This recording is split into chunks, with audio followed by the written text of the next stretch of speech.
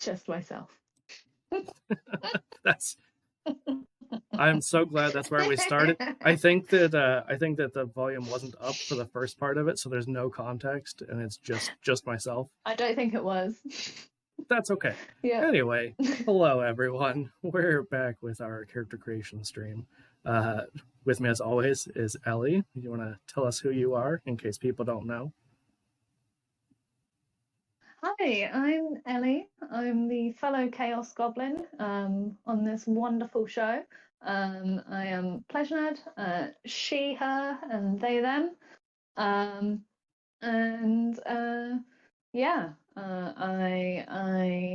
am ill prepared as always for this. And you do the art. Yes, I do arts. I do lots of drawing and painting and sculpting and all of the fun stuff. All the marker stuff lately. So many markers. It's been a while because I've really forgotten what. Oh, yeah, alcohol markers are my jam at the moment. Ooh. Yeah, they're real pretty and they're real easy to use, but I feel like there should be an introduction to them because, like, for example, I didn't know that you can't, like, erase the pencil underneath when you put pencil down, and it like makes sense, but I didn't realize that until I did like colored over something and was like, oh, I don't like that line, tried rubbing it out, rubbed the whole like paper off and was like, noted. Yeah, I mean, you know, you live and learn, right? Or erased, I should say, because you guys are American and aren't rubbers condoms. Yeah. But I don't often hear them called that. Yeah, But then again, I'm not in a situation where. Yeah, not anymore. That's more of like an older thing. But anyway, on that note, Maggie, I believe this is actually your first time on our channel. You want to tell us who you are, where we find you, all that kind of good stuff? Yeah, I'm Maggie. I'm subbing in for Sophie today, and I am. I go by she, they. My social medias are HoloEyes on TikTok and X/Twitter, and then HoloEyes Games on YouTube and Holo Disaster on Instagram. I don't have a very strong social media presence, but maybe I will someday, and this will be like a cool thing that you guys found out from. Anyways, besides that, I am on the Voctaire Twitch channel where I play Alice, the Sparkle Pony, in Mistwalkers on Monday, and Elise the Sneeze on Fridays in Fixius 5. Besides that, I am in various one-shots there. And that one time that you were Wisteria for like a handful of episodes in that mini campaign that's totally not over. Yes. It's totally not over. Oh, Emily said that we could do another one-shot, and then we're going to ask her for another one and another one. Exactly. We'll just keep doing one-shots forever. There's going to be that 12-hour dungeon crawl on the 4th of November, and we should all show up at the background party. Oh, that'd be amazing. And then we all die. And it's really sad. But it was a dream. It was a dream. It was not a canon event. It was a shared dream because a dream is a wish your heart makes, and we wish to have fun with our friends. Yeah. But we weren't specific enough not to die in a dungeon. Or it could just be that Lucrezia accidentally drugged us all, and we're just having a shared hallucination. Oh, yeah. The dessert mushrooms. Yeah. Look, most people order the dessert mushroom flight over the Smoister anyway, so... Yeah, that's a combination I don't know that I would try. The s'mores and oyster. S'mores and oyster, I don't know that those go together, but hey, more power to you. On that note, though, Maggie, why don't you tell us a little bit about the game we're talking about today? Because I'm not super familiar other than the fact that you're running it for Spooktober. So The Darkest House is a narrative horror RPG done by Monty Cook Games. It was designed with digital play in mind, though it is playable physically. I actually did play the physical version at GaryCon this last March, and I would say that the RPG's like coolest feature is that you can port over a character from any system and then plop them in the house using like a rating, which goes from 1 to 10 4 would be a standard human, and anybody who has superpowers would be like 5. Nice. Mm-hmm. Yeah, I forgot you did tell us about that. I just have slept since then.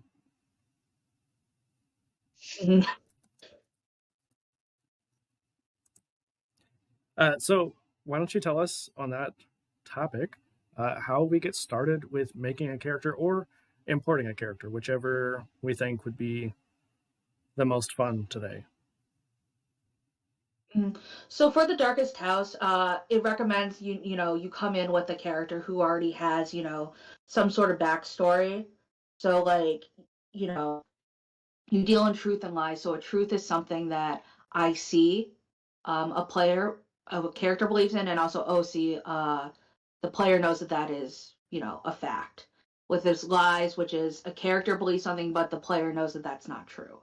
So it's kind of nice to have those kind of like things, as well as like morale, like things that they live by coming in. And like, because the system kind of deals with building that suspense and then putting a character through a trial, it's nice to kind of bring somebody who you have some attachment to.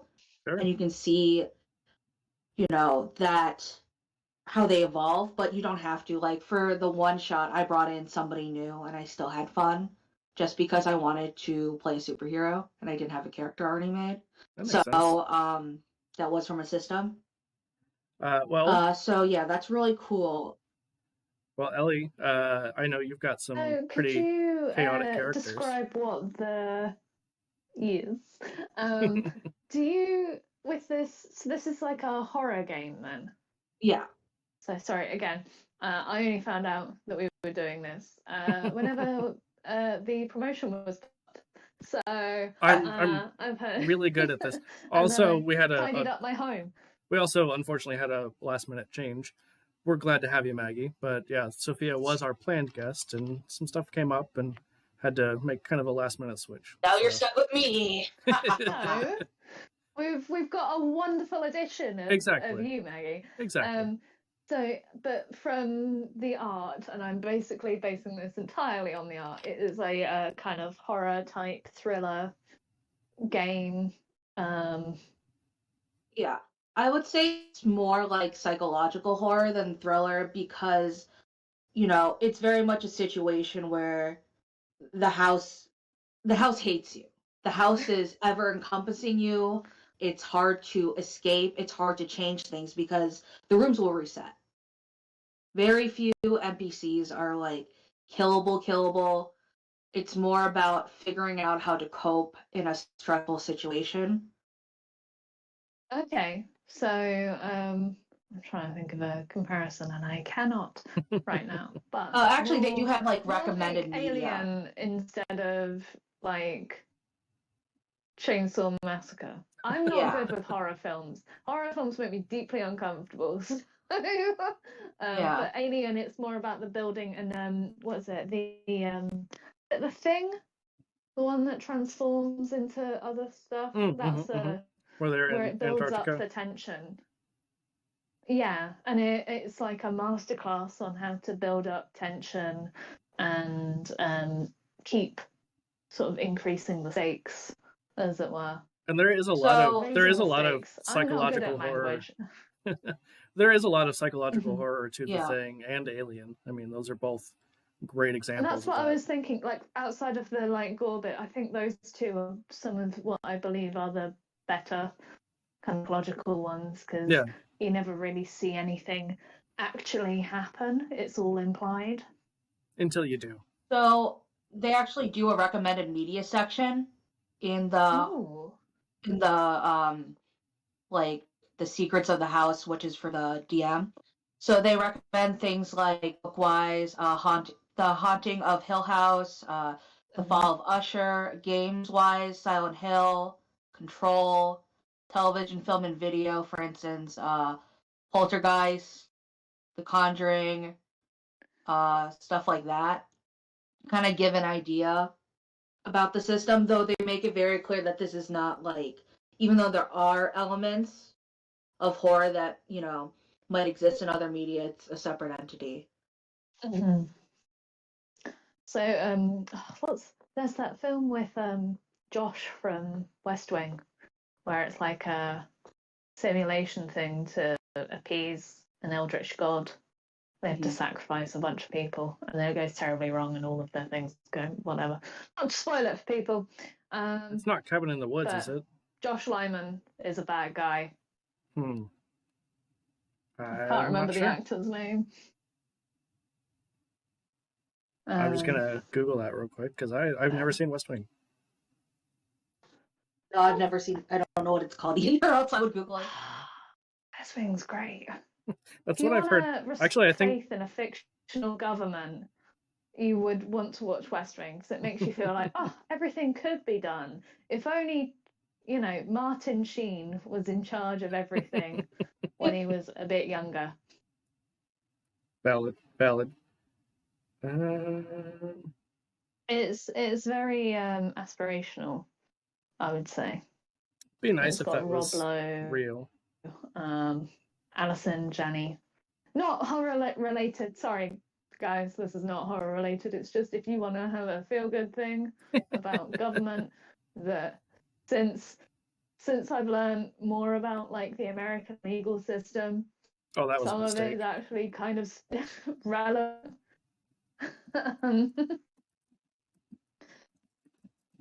My new obsession is not English or British justice.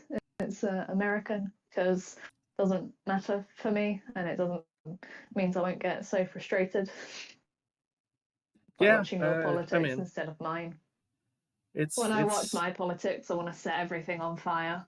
That's how I feel about watching American politics.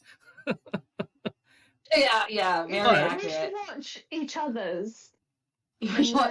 Like send notes.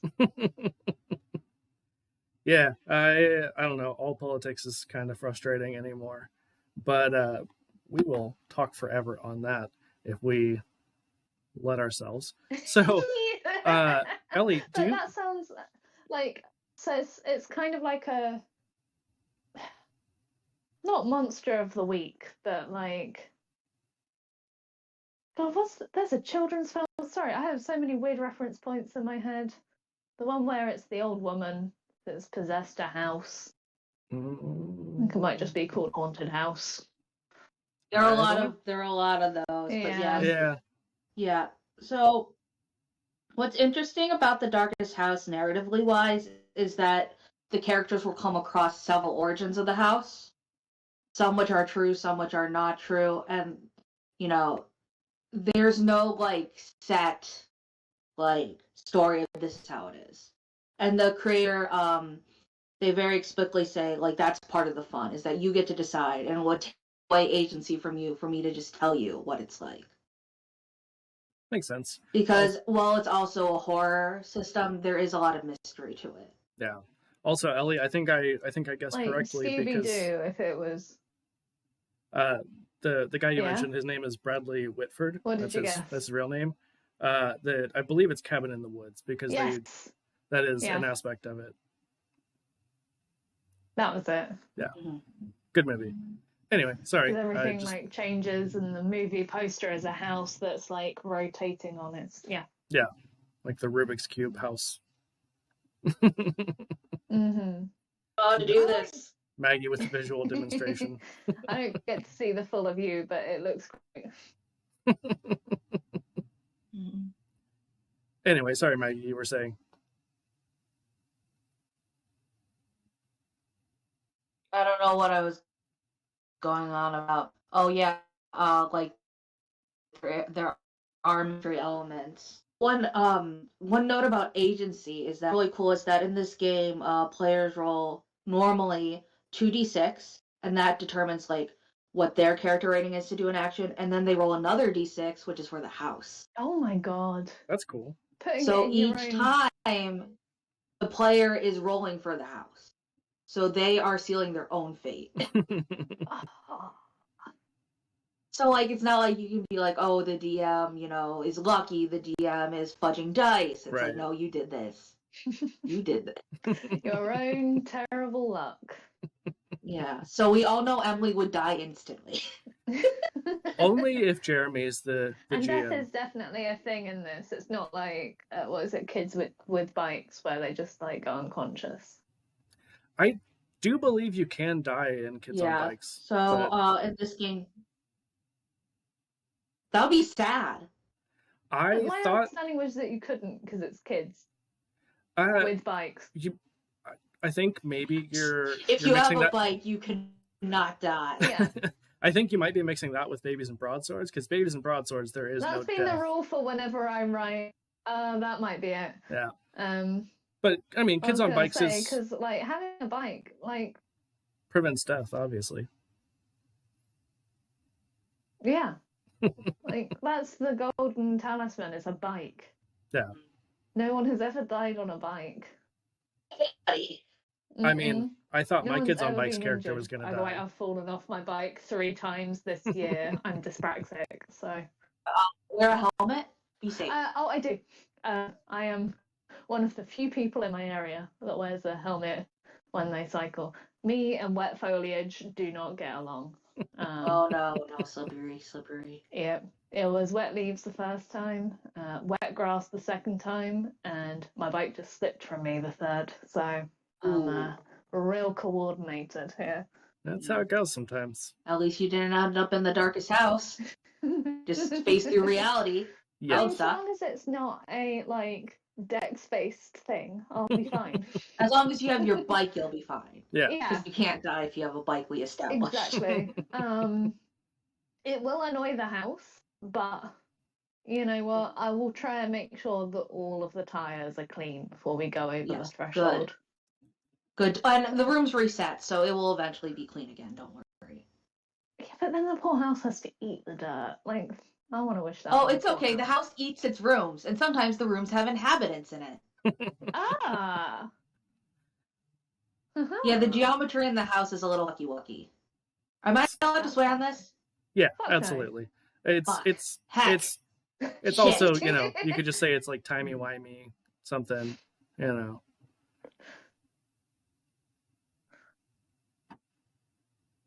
Wibbly wobbly, timey wimey. Yeah, exactly. Yeah, like an interesting thing is like there's not like needs and stuff are also different because time is different.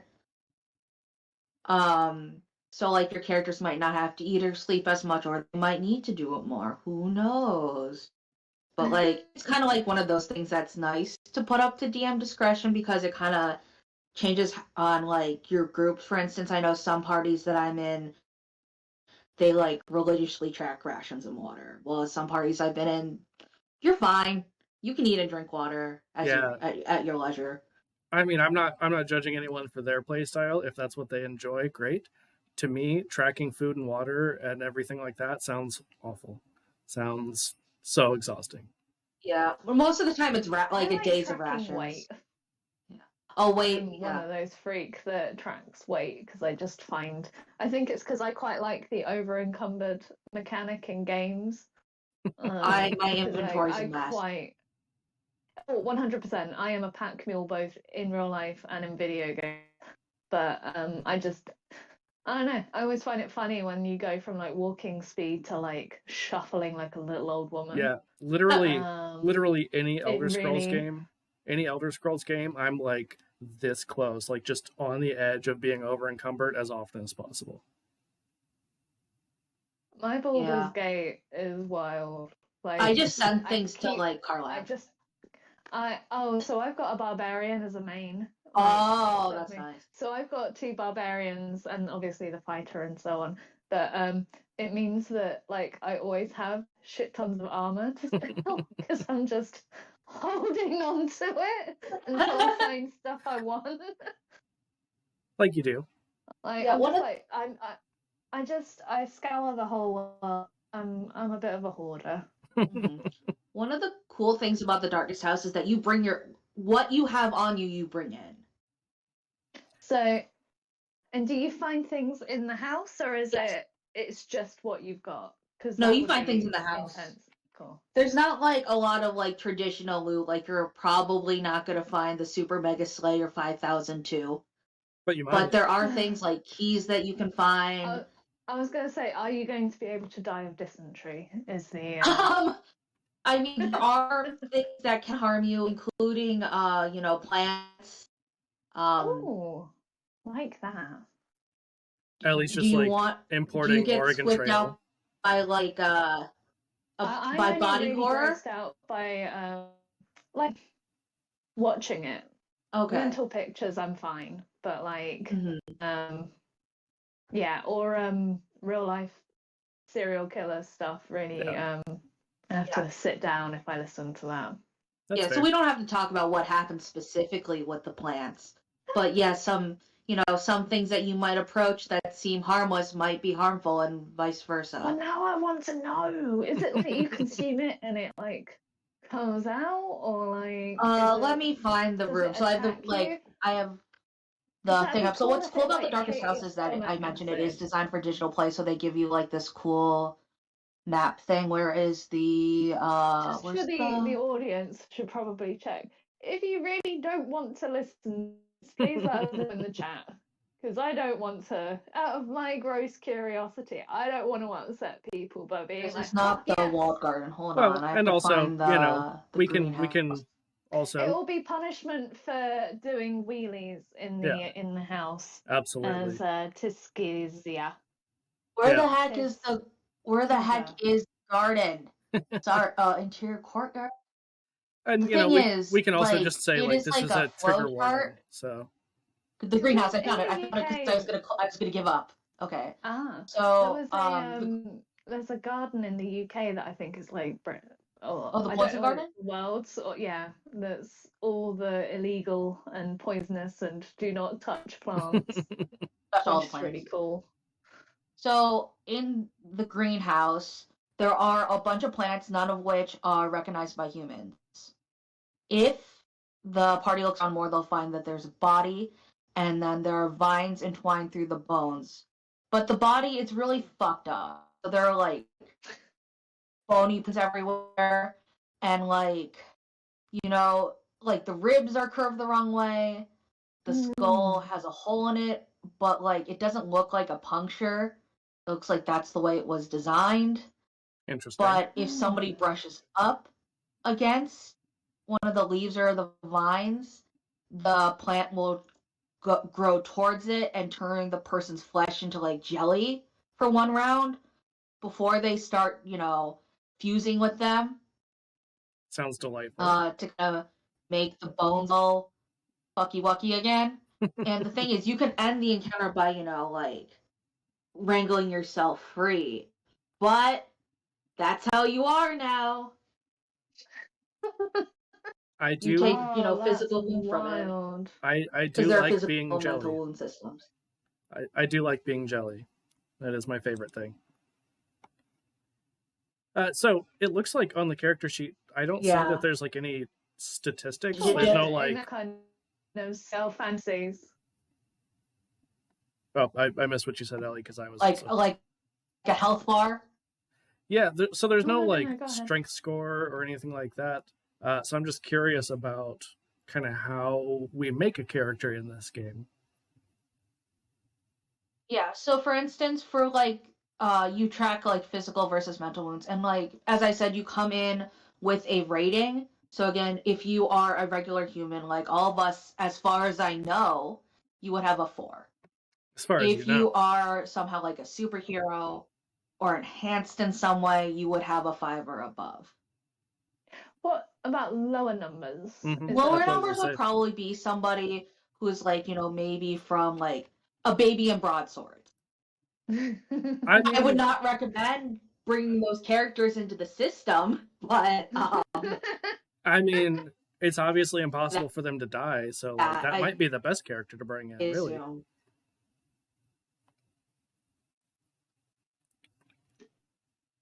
Yeah, but in their trikes and they're little buggies, and they'll be okay. Yeah. And then I don't make up rules. It's just that's part of it. I would never dream of making up a rule. Maybe something like that, or maybe you're playing a game where you're all a bunch of regular animals, a la Over the Hedge, not a bear, but a raccoon. Right. Or a bear raccoon. Like woodland creatures. Yeah. Just as long as you're not like a badger. Badgers are OP. Yeah. No honey heisting. Yeah. A honey heist character would probably be, maybe a 4. I don't know how you would rate an animal strength. But yeah. Okay, so the lower the number, you get more disadvantages. Oh yeah, so basically when you roll those 2d6, you also get to add your rating onto that to make a success. Okay. And you either have a boon, or is it called a bane? It's called, I think it's called doom, actually. Yeah, they have doom, but then there's also boons and banes. Yeah. No, doom is slightly different. Doom, sorry, no, it's like a boon or a bane, I believe. But doom is another mechanic. So let's just say I am playing Wisteria, who is a bard, and so I have to, let's say, sing to appease one of the entities in the house. So I would get a boon, so I would get an extra d6 to my roll. But let's say I am also Wisteria, and what's Wisteria afraid of? Well, okay, let's just say I am a regular human and I'm really afraid of the dark. I have to go in a dark corridor. I will subtract a d6. Oh no, sorry, I roll another d6 but then subtract that from my score. Interesting. Okay. So yeah, and if you have a boon and so you'd have 2d6. So technically you'd have 3d6, but you subtract one of those d6 from the others. Yeah. So you roll the first 2 and then roll a third. That's a fun mechanic. I like that. Okay. Yeah, so you only need a 3d6 to play. Because, you have 2d6 and extra, and then you have Meg, you're cutting out for me. I don't know if that's for everybody, but you're cutting out. Oh, sorry, is my... Oh, no. Maggie, you were cutting out. No, I think it was mute. No, I'm cutting out. Yeah, it was just cutting out. It's constant for me. So, they recommend, my DM, they were bring 2 die of the same color and bring 1 die of a different color. And of course, you could do this other ways. If you have, visual impairment with colors, you could do, different fonts, different sizes, stuff like that. Makes sense. To differentiate easily if you're playing with physical die. If you're playing with digital die, I would recommend calling, the first or the last die you roll every time as the house. Or you just could call it at the beginning of the game. Or you could roll 2 at the same time and then roll the third one separately or something like that. Yeah, roll the last one separate. Yeah. I'm guessing something like this is on D20 where you've got that visual component. Okay, so what's really cool about the game is they give you a bunch of handouts that you can send, as well as text that you can whisper. So I'm doing mine completely over Discord. And so I have a server mate, and everybody has an individual channel that's private that only them and I can see, and whoever will be running the stream. And then I also have a party section for what everybody can see. And then I also have a main voice channel for everybody to be in, and a separate voice channel, which, maybe only a few players will be in when it's silent, or maybe, they're in jail because they're apart from the party and nobody else can hear them. Or some entity is whispering to them and I want to do it all creepy with my voice. Oh, that sounds wonderful. Mm-hmm. Sounds like a lot of fun. Yeah, this is a very role-play heavy game, I would say, over role-play. So it's the E kind instead of the double L. I know what you're saying. But I think rolling the dice is really fun. The pun is better than written down. Yeah.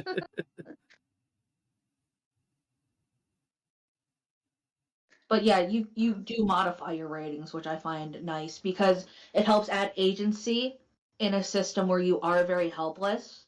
And I could see how that could, the lack of being able to do what you usually do, I can see can be frustrating to some players who are very much by the rules. This is how it works. But you are constantly reminded that you are not in your home universe, you are not in the same environment. Things might work differently. So there are fail safes for, say, like, I'm playing a cleric from, Pathfinder 1E. Mm-hmm. They can communicate with their god. Well, they might communicate with something that seems like their god. Or let's say I'm playing somebody from the Marvel superheroes universe. I'm playing, America Chavez or Ilion or somebody who can open portals and teleport out. That's not going to work so well. Right. There are consequences for trying to interact in those kind of ways. That's there cool. are also interesting mechanics. So you see the Doom section on the character sheet? Mm-hmm. Doom is when you, like, call upon the house to take an action. So, like, if you, like, gain, and you can gain Doom in other ways, but that's the most common. But if you gain Doom, you basically give the DM a permission to be like, to fuck you over, basically. It's you got something, but now you have consequences for, your actions. And then the opposite of, sorry to use kids with bikes as an example twice, but kids with bikes, where if you mess up, you get like points towards the adversity tokens, succeeding another time. Yeah. Whereas like when in this, it's like, oh, you got something nice. Here's a little something to make sure that that's short-lived. Like, yeah, I'm trying to find an instance where you might get Doom for something while I'm just, messing around in the map. But we can keep going off of that. It was like, I'm just wondering if it was something like you defeat something or whatever, like beat it's a room more or whatever, like, and you get a Doom. let's see, blah blah blah blah blah blah blah blah blah blah blah blah blah.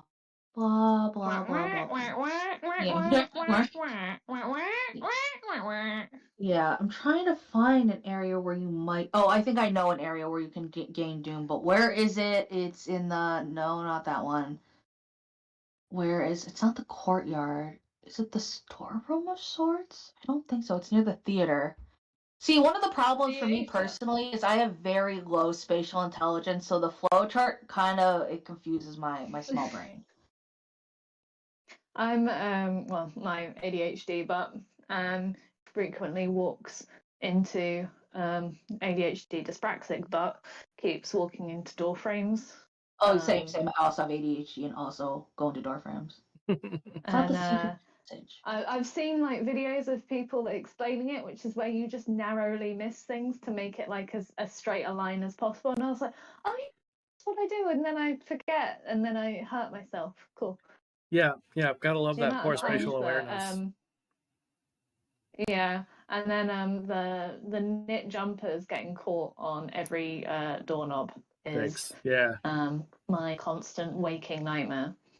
Yeah, that sounds terrible. No, thank you. It's not the storeroom of sorts. That's a different one. Whenever I wear a lovely yellow jumper that I'm sure I've worn on the stream before, I will get caught on a door handle wherever I walk. And it's that classic like cartoon like pull back. Okay, this should have Doom in it. Okay. What does she not inflict Doom? Little feet kick in the air. It's the whole thing. We're just gonna go in the PDF and we're just gonna search it. Ah, the PDF. Yes. The PDF, yes. Yes. One of my favorite things to do is deliberately mispronounce things. Same. Like lasagna. Yes. Lasagna, PDF. Loggy sticks as well. What's a loggy stick? Logistics. Oh, okay. So it's all about loggy sticks. Mm-hmm. From getting from A to B. A few other ones as well, but I can't think of them. So, it explains if the character gains Doom's always come back to haunt a character. So, that's not. And then I'm going down the put of. Okay. When a character gains Doom, the DM should make a clear and obvious note of it. If possible, the player's online screen should also show their oncoming Doom tally. So, the feelings of danger increase as the Doom tallies rise and should be palpable during the game. So if a character falls unconscious and then checks to see if they will eventually die from a wound, they must subtract the Doom from the total of the roll. Fortunately, each time a character's Doom tally affects them in this way, they can remove 1 Doom from their total. So, interesting. Like, you basically, players can also choose to lower their character's Doom by a total of 1 by spending a Doom, but they give them permission to do something terrible. And if you leave the goal normally is to somehow leave the house, because most characters do not want to live there for good reason. The house hates you. Yeah. So if you leave with Doom, you're still fucked. Because this system you can use it for one shots, but you can also use it for let's say you have, for the Vokter, for instance, we have a bunch of games going that are reoccurring. No. We could take characters from all of our different universes and put them into one and they could meet. But, let's say we're all escaping at one point. Well, we end up in the Fixies universe. The people in Legacy of Fire don't go back to where they're from. The people in Mistwalkers, they don't go back to the domains of Dread. Right. They're stuck there. That might be an improvement that might be an improvement for the Mistwalkers. Rick, you cut out. I'm sorry, you pinged out. That's weird because you guys cut out for me. I was saying that might be an improvement for the Mistwalkers. Yeah, I mean, yes. I mean, Fixius does have a Gary Fallen Angel Lady ruling over it right now, but Darkon is literally falling apart and we're cursed on a plateau right now. And Mistwalkers. But one thing that's interesting also is that the house seeps its metaphorical tentacles into different universes. So depending on how you escape, the house might still have a hold on where you're from. Interesting. That's fun. Yeah, so there might be long-standing consequences if you're in a long-term game. If you're in a short-term game, maybe the ending you get isn't as satisfying as you want.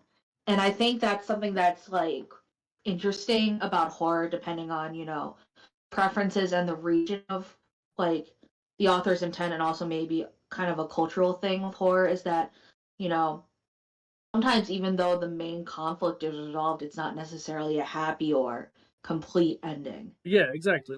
My immediate thought, and sorry for spoilers on a movie that's 30, probably 40 years old, but the first Nightmare on Elm Street, the original one with Johnny Depp, the end, we see the final girl survives, but then turns out, hey, Freddy's also still around. They didn't actually beat him, and he's still there, and maybe murders her mom. Yeah. My thought process was Promising Young Woman. The end of that film Haven't seen it. For a lot of people, to me, it was very satisfying. But I know for a number of people, they found the ending of that film very unsatisfying. So that's kind of what I'm thinking of. I'm not going to spoil that for people. Yeah, I don't think I've even heard of it, actually. No. Promising Young Woman. Oh, you'll like it. It's Greta. No, it's not. It's Emerald. The director is Emerald, and I can't remember her last name. And it's got Bo Burnham. And oh wow, interesting. That's very unexpected. Carrie. I want to try and find who she is. She's Carrie Mulligan, I think her name is. Her name's super very familiar. well-known actress. Yeah. And it won. I think it won some awards because it was a very good film. Sorry, my pad has decided that instead of showing me things, it's going to tell me how it's updated things. Oh, very helpful. Don't look it up. So it's a 2020 film. And so it's not that old. Carrie Mulligan, Bo Burnham, and Alison Brie is in it as well. Oh, okay. Laverne Cox, Alan Brody. It's a really fantastic. Jennifer Coolidge is in it too. That's a lot of big names. Yeah, and it's by Emerald Fennell. I will say it might be like Jennifer Coolidge might take me out of it a little bit just because like all of the comedic stuff that I've seen her do, but make you want a hot dog real bad. Exactly. Hot dog sounds good, but it's kind of more of a. I think it's more of a thriller than it is a horror film. But the ending is, yeah, pretty unsatisfying. Mm-hmm. Well, Maggie, anything else you want to say about Twitch? The Darkest House? I think we covered. Okay, so there is a general trait section. So what I ask my players, because that's kind of vague. What I specifically ask my players to include in it is in here. So I asked them to put like fear, so at least one tangible, one intangible, what their dreams are, what they like, one physical, one non-physical, same with dislikes and vices. I also asked them to do like a code that they live by, for instance, like the end always justifies the means. I will always do my best to help other people, stuff like that. Right.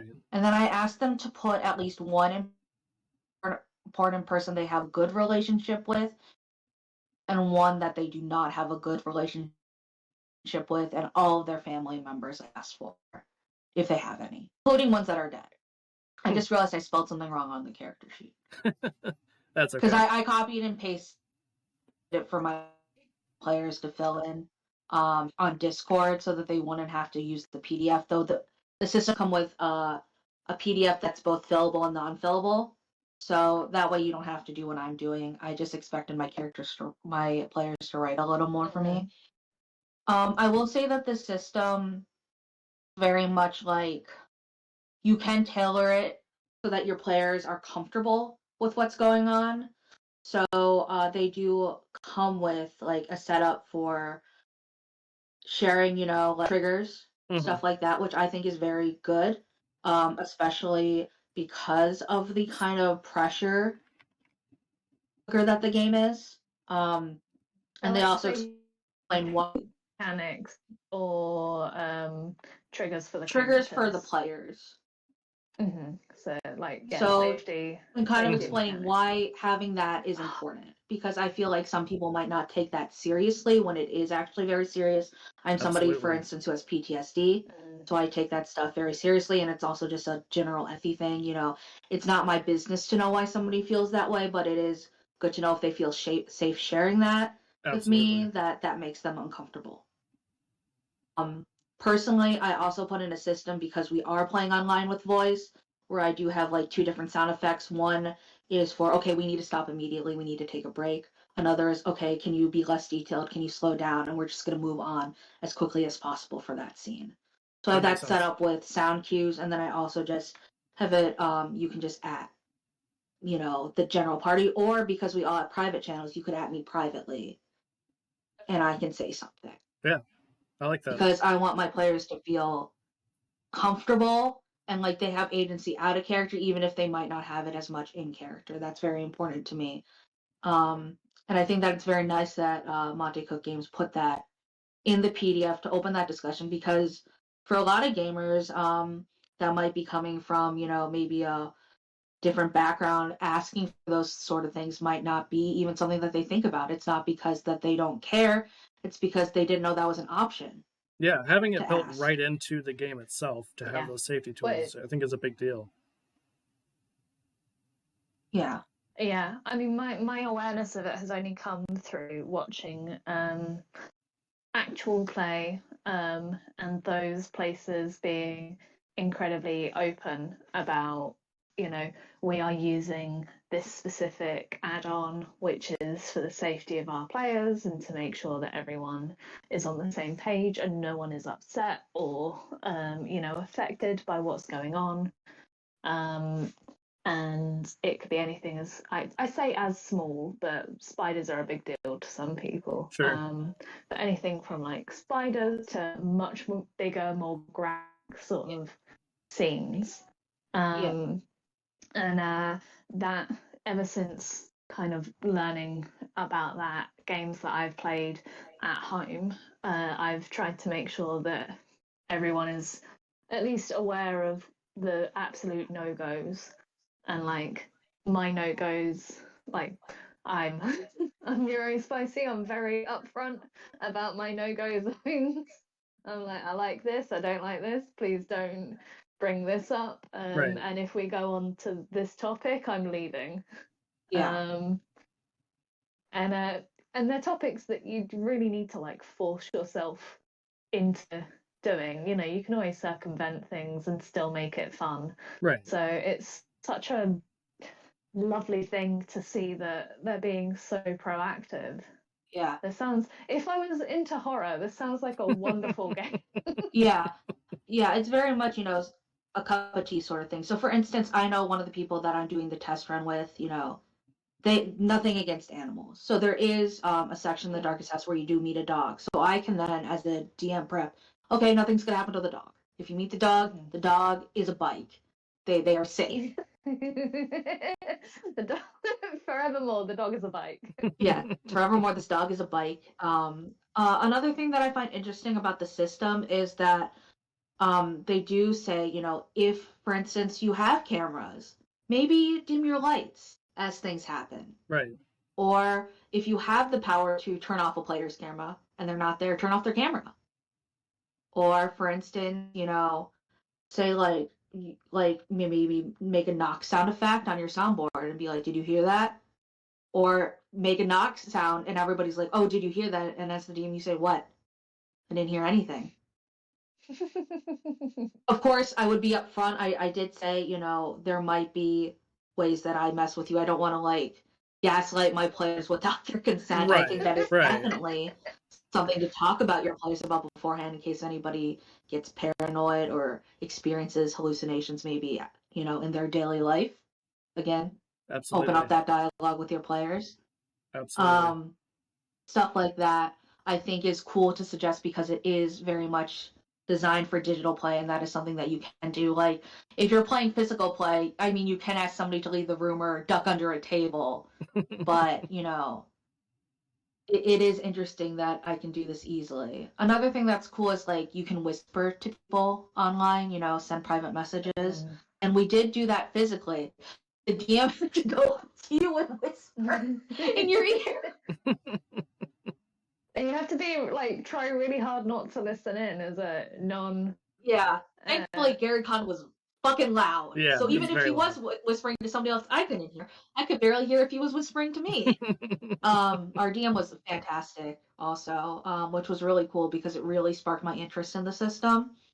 And I think there's value in playing systems where you haven't played them before, right? And you decide to try them because I often find the worst thing is you don't like it. And I had a lot of fun doing this one to the point where I want to share it with other people because there are things beyond, the standard like D&D 5e, which is fun. But, this is cool because, let's say, this is my favorite thing. I forgot to mention it. So when we were playing, we had people from different systems. Most of them were from like a D&D background, but we also had somebody from, what's it called? It's Rift World, the one in the future where it's apocalyptic, and they were a 15-foot long radioactive ferret. And then we had me, who was a superhero from the modern world. I was from Tiny D6. So, like, for instance, because the house is like a dated house, but like from our universe in appearance, there was this mysterious device that was making sounds, and I'm like, do I know what this is? It was a radio. So, but another thing that happened was the 15-foot parrot, we were walking around and we saw this big glass window. He's like, oh, we must be inside another building. And my character's like, why do you think that? And he's like, well, the glass is still intact. I've never seen glass outside that isn't broken.